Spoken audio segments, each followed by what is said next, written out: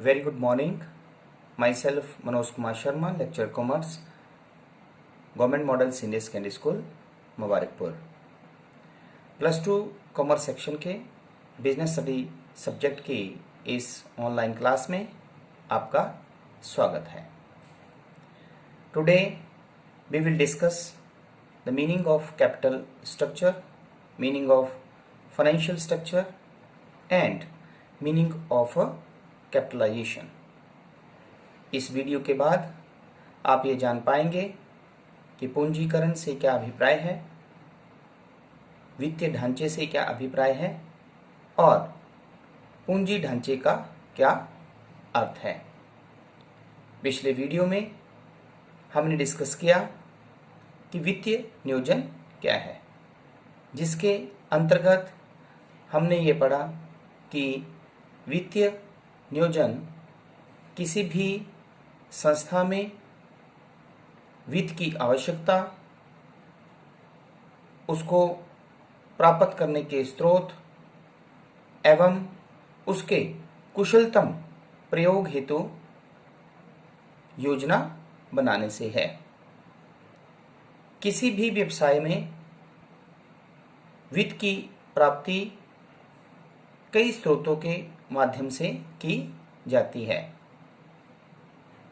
किन किन स्रोतों से वित्त की व्यवस्था की जानी है और किस किस स्रोत से कितनी मात्रा में वित्त की व्यवस्था की जानी है, ये सभी कंसेप्ट हम आज के वीडियो में डिस्कस करेंगे। तो firstly we will discuss the capital structure. पूंजी ढांचे का अभिप्राय दीर्घकालीन वित्त के विभिन्न स्रोतों के पारस्परिक अनुपात से होता है।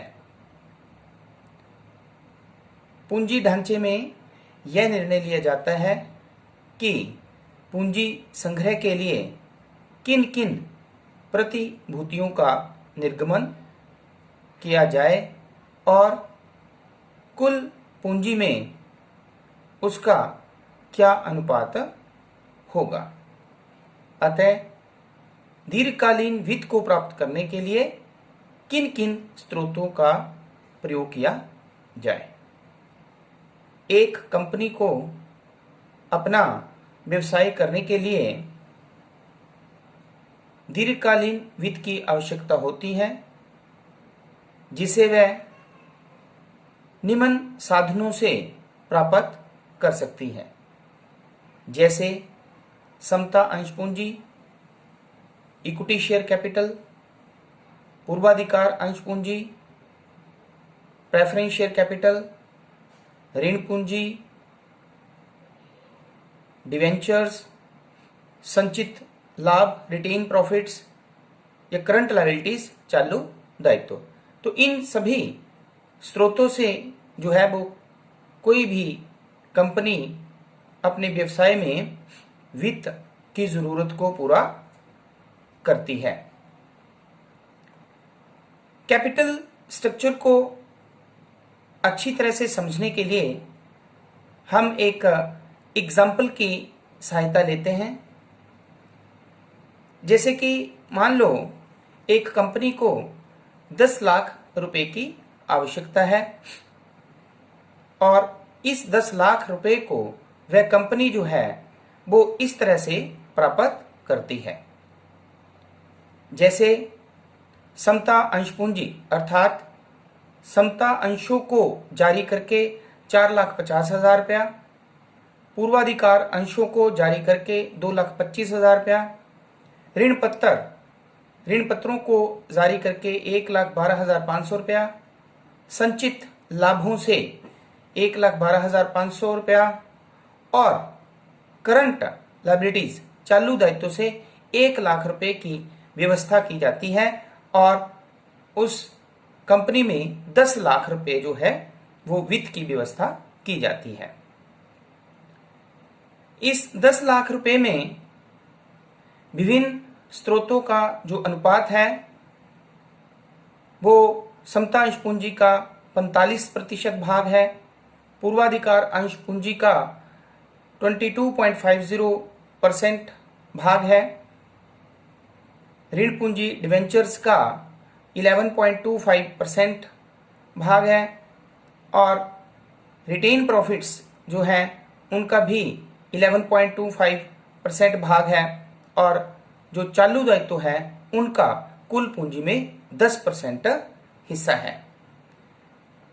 विभिन्न स्रोतों का कुल पूंजी में जो ये हिस्सा होता है इसे फाइनेंशियल स्ट्रक्चर कहा जाता है, इसे वित्तीय ढांचा कहा जाता है कि एक व्यवसाय में कुल वित्त जो है वो किस तरह से जो है वो प्राप्त किया गया है।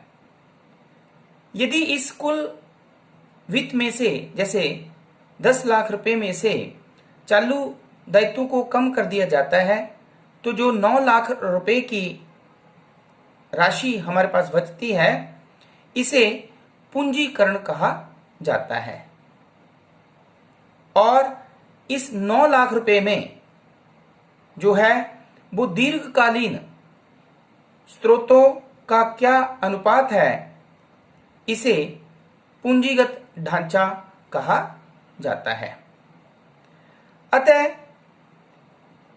वित्तीय ढांचे से अभिप्राय किसी भी व्यावसायिक संगठन के चिट्ठे के दायित्व पक्ष में दिए गए अल्पकालीन व दीर्घकालीन दोनों प्रकार के स्रोतों से होता है। जैसे कि इस एग्जाम्पल में जो दीर्घकालीन वित्तीय स्रोत हैं वो समता अंश पूंजी, पूर्वाधिकार अंश पूंजी, ऋण पूंजी और संचित लाभ है और जो चालू दायित्व इसे अल्पकालीन वित्त का स्रोत कहा जाता है। तो इन सभी के योग को जो है वो वित्तीय ढांचा कहा जाता है।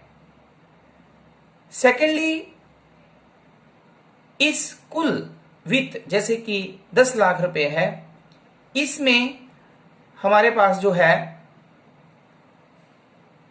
पूंजीकरण से अभिप्राय कुल पूंजी में केवल दीर्घकालीन वित्तीय स्रोतों के योग से है। केवल दीर्घकालीन वित्तीय स्रोत जो हैं जैसे कि 45% भाग हुआ, 22.50%, 11.25%, 11.25% जो है इसे हम जो है वो कैपिटलाइजेशन कहते हैं। नेक्स्ट हमारे पास है कैपिटल स्ट्रक्चर।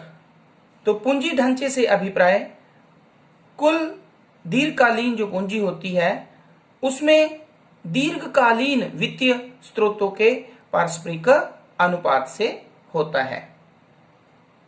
जैसे हमारे पास कुल जो दीर्घकालीन पूंजी है वह हुई 9 लाख रुपया।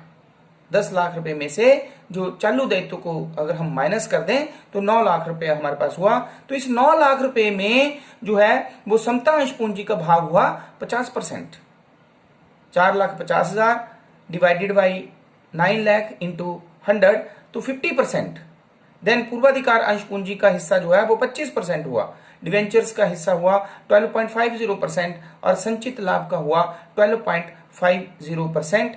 तो इसे जो है हम कैपिटलाइजेशन पूंजीकरण कहा जाता है। तो पूंजीकरण जो है वो कुल पूंजी में दीर्घकालीन वित्तीय स्रोतों के योग से होता है। Now we will discuss the comparison between debt capital and equity capital on the basis of cost and risk. ऋण पूंजी एवं समता अंश पूंजी में लागत और जोखिम के आधार पर क्या अंतर है। ऋण पूंजी जिसे हम डिवेंचर्स भी कहते हैं, ऋण पूंजी की लागत जो होती है वो समता पूंजी से हमेशा कम होती है। क्यों? क्योंकि ऋण पूंजी पर जो ब्याज की दर होती है वह समता अंश पूंजी पर जो लाभांश दिया जाता है उससे हमेशा कम होती है। सेकेंडली, ऋण पूंजी समता अंश पूंजी से अधिक जोखिमपूर्ण होती है। क्यों? कि ऋण पत्रधारी जो होता है वो यदि कंपनी ब्याज का समय पर भुगतान न करे या ऋण की मूल राशि का समय पर भुगतान न करे तो वह कंपनी के विरुद्ध जो है वो न्यायालय में यह राशि लेने के लिए याचिका दायर कर सकता है। लेकिन जो समता अंशधारी होता है उसे पूंजी की वापसी जो है वो कंपनी के समापन पर ही मिलती है। तो लागत के दृष्टि से जो है वो ऋण पूंजी अच्छी होती है समता अंश पूंजी से, लेकिन जोखिम की दृष्टि से जो है वो ऋण पूंजी जो है वो समता अंश पूंजी से अधिक जोखिमपूर्ण होती है। नाउ वी विल डिस्कस ऋण पूंजी एवं पूर्वाधिकार अंश पूंजी में क्या समानताएं हैं एवं असमानताएं हैं। Date capital and preference share capital similarities and dissimilarities. तो सबसे पहले हम ऋण पूंजी एवं पूर्वाधिकार अंश पूंजी में सिमिलैरिटीज को जानते हैं। ऋण पूंजी का मतलब ऋण पत्रों को जारी करके वित्त की व्यवस्था करना और पूर्वाधिकार अंश पूंजी का मतलब है पूर्वाधिकार अंशों को जारी करके जो है वो वित्त की व्यवस्था करना। तो इन दोनों में समानताएं जो है, नंबर 1 ऋण पूंजी पर ब्याज की दर और पूर्वाधिकार अंशों पर लाभांश की दर जो है वो पूर्व निर्धारित होती है और निश्चित होती है। सेकंड समानता इन दोनों वित्त के स्रोतों में है कि दोनों पूंजी के ये जो स्रोत हैं वो समता अंश पूंजी से सस्ते होते हैं। नेक्स्ट है हमारे पास कि ऋण पूंजी और पूर्वाधिकार अंश पूंजी में क्या असमानताएं हैं।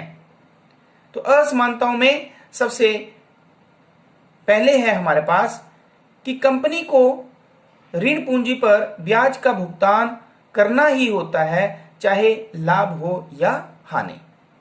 अतः ऋण पत्रों पर ब्याज की राशि निश्चित होती है और ये ब्याज की राशि जो है वो कंपनी को देनी ही पड़ती है चाहे कंपनी को हानि हो या लाभ। लेकिन पूर्वाधिकार अंशों पर लाभांश जो है वो कंपनी तभी देती है अगर कंपनी लाभ की स्थिति में है।